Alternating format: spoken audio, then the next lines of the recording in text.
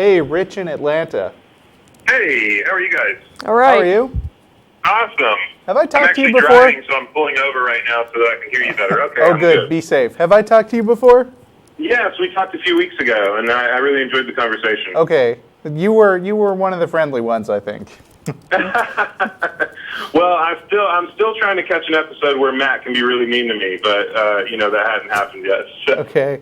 Okay. But basically, I listen to you guys quite a bit, and I've heard you comment on the fact that you don't align yourself with conspiracy theorists, or specifically, I know you guys share a community with like the world's most famous conspiracy theorist on the planet. You mean Alex Jones? Yeah. Yeah. Yes, So- we know that. I keep telling people I have run into Alex Jones right here in this studio one time. Yeah. Well, I listen to his show as well. Okay. And, For I'm laughs intrigued- or for serious? A little bit of both. I mean, Okay. Oh, I think, boy. I like to listen to people's alternative viewpoints, no matter what they are, and Okay. digest them and whatever. But my question to you, since I know that you guys are fairly adamant that you don't agree with conspiracy theorists, Right. I kind of see your show as a conspiracy theorist show also, Okay. because I'm guessing you think that the church or the Christian message has been somehow like the biggest conspiracy on planet Earth. Not necessarily. You would be because- completely yeah. wrong about that. Yeah. So I mean, so in you order don't- for it to be a conspiracy, they would have to sincerely believe that they were wrong and promote this message anyway. Yeah. And while there may be some con artists in the church, I don't think that most people are. I think that they are genuine in their beliefs. You don't think that Islam is a conspiracy, do you? No, I just think that if the vast majority of people agree on something, then there might be some truth in it. But the vast majority of people can believe in something and still be mistaken. Yeah. And Can you give me an example? have been many times in the past. Yeah. Can you give me an example? I mean, I'm not sure that this is a particularly good example, but I mean, when people fully accepted Aristotelian physics, Yeah. people believed that heavy things fell faster than light ones, and Yeah. and that the- Heliocentrism was another Right. example. Yeah, heliocentrism is a great example, especially since it was various religious organizations that strongly resisted the move to accept the views of Copernicus and Galileo. Yeah. Most of them believed it then, and they were wrong, but they weren't lying about believing Yeah. in heliocentrism. And I Okay, don't think they're you- lying about the God either. Okay, you made an excellent point. I take that point. So what is your view on, like, Alex Jones and those types of conspiracy theorists that believe that the government is somehow ruled by some sort of New World Order, Illuminati, what have you? Yeah. I think if the government is ruled by one central body, they must be incredibly incompetent. Yeah. I don't know what else to say. I'd have to discuss specific things that Alex Jones thinks. But on the whole, they're really, if that's true, they're really, really good at keeping everybody except Alex Jones from figuring out that they're, the masterminds behind all this. Right. Because- Okay. So I know that you proudly consider yourself to be skeptics. right? Yes. Are you often skeptical of official stories when they come out? Like, namely, we got a current one going on with this Flight 370 thing. Like, do you? I don't think do we you even just have buy- an official story Yeah, yet. yeah, I I don't- think people I are haven't- still, I mean, as far as I could tell from following the news, people have been very forthright about saying we have no idea what happened. Well, and this is actually one of my complaints about this whole, Malaysian Airlines thing. That's what the Flight 370 thing is for Right. people that don't know. Is that, at this point in the investigation, there's no compelling state secrets involved in this. We know that this airliner disappeared. That's what they want you to think. Yeah, right. We know this airliner disappeared. And in this vacuum of information, people are coming up with all kinds of weird stuff that's actually got to be really torture to the families involved. Oh, yeah, of course, I agree. And so my complaint is that why haven't, people come forward and said, look, this is what we know so far. We're starting to get a little bit of information, but it's coming out in little dribbles of information. And, at this point, people know some stuff.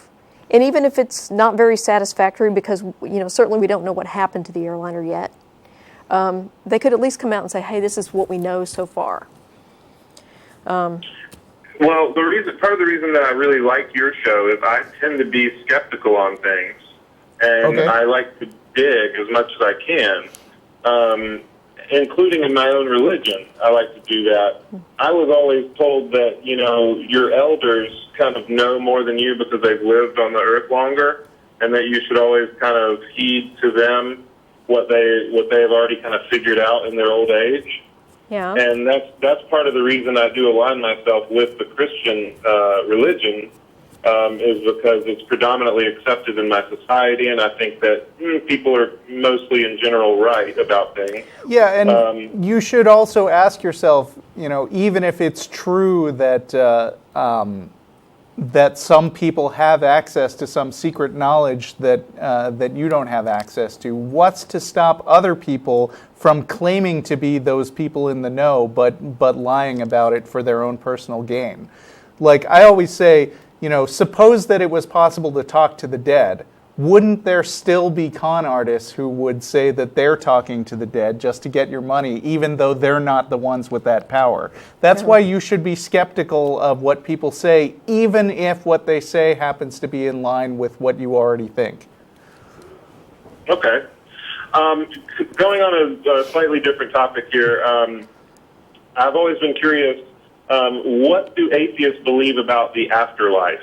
Because I know that you don't necessarily have to be religious or Christian or whatever to believe that there is an afterlife. Do atheists accept that there might be an afterlife?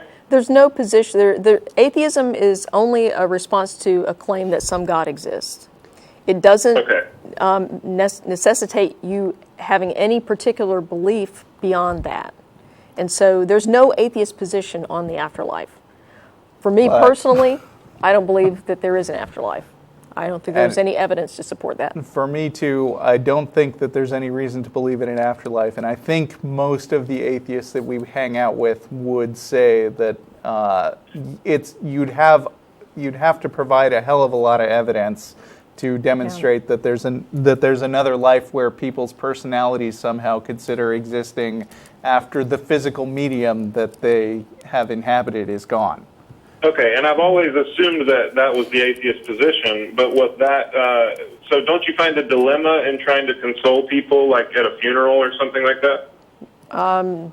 No. I mean, I think death is a reality. We have to accept that it happens. And what I've found is that people who believe that there is an afterlife and that their loved ones have gone on to heaven, I don't find that their grief is any less. It's not diminished because of that belief. They still have the grief. They still have to work through that in pretty much the same steps as everyone else. Well, my sister is a hospice worker. I'm sorry. My sister is an atheist and a hospice worker, and so she has to deal with this stuff for families on a regular basis. She doesn't push her atheism on anybody, but I've had conversations with her, and I think she's with me. And of course, we have the same relatives who are no longer with us. And I think that the both of us approach this sort of philosophically as thinking, well, I'm really sad that Grandpa Milton is gone, but he had such an enormous influence and impact on my life. That he is of importance to me, and he was of importance to a lot of other people, and life goes on, and the things that he taught me are going to continue through the generations. So I think you should openly and honestly confront your sadness and don't diminish it, but also feel pleasure in the contributions that they made to the world of you and your kids. Now, do you actively pursue that when you are consoling someone, even when you're in your own family? Like if you're at a funeral or a service or something and religion is invoked in that service, do you just sort of go along with it out of respect? If it's somebody else's funeral who was religious, then I wouldn't stand up and put up a big fight about, oh, they believed a bunch of nonsense and you're all deluded. That's not my thing.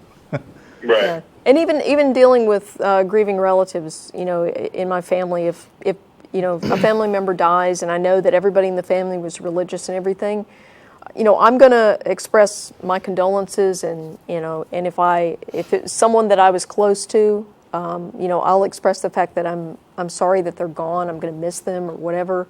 I'm not going to invoke their beliefs in God because I don't share those. But I'm also not going to make fun of them if they bring up a belief in God or something. I mean, there's no point in that. On the other hand, if some religious person descends on the death of an atheist like Pat Tillman and starts talking about how they should be in a better place, they're fair game. Yeah. Right. No, I think at the end of the day, none of us know for sure, which is why I really like your show. Sure, and I agree with you on that. Yeah. So, okay, well, thanks, guys. So, right, thanks again for calling, Rich. Still welcome to call back. All right. Okay, thank you. All right, bye. Bye.